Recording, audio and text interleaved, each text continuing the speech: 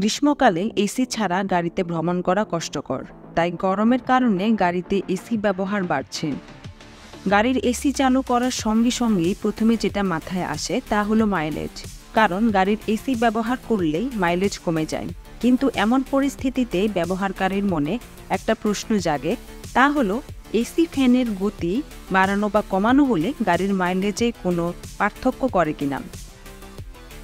আসলে গাড়ির এসি সরাসরি ইঞ্জিনের সঙ্গে সংযুক্ত থাকে, অর্থাৎ এসি ব্যবহার করতে হলে গাড়ি স্টার্ট করতে হবে, কিন্তু এসির ফ্যানটি ব্যাটারির সঙ্গে সংযুক্ত।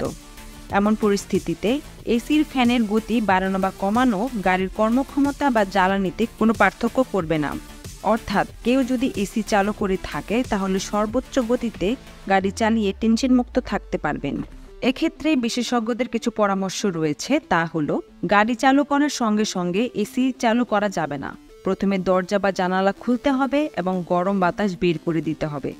এই কাজ করে নিলে গাড়ির এসি চালিয়ে কেবিন ঠান্ডা করতে খুব বেশি সময় লাগবে না। গাড়ির এসি ব্যবহার করার সময় অবশ্যই রিসার্কুলেশন বাটনে ক্লিক করতে হবে। এই বাটন টিপলে গাড়িটি বাইরে থেকে বাতাস নেওয়া বন্ধ করে এবং কেবিনে উপস্থিত বাতাসকে ক্রমাগত ঠান্ডা করে।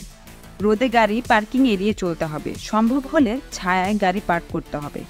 এতে করে গাড়ি বেশি গরম হবে না এবং গাড়ির এসি চালিয়ে কেবিন ঠান্ডা করতে সময় কম লাগবে।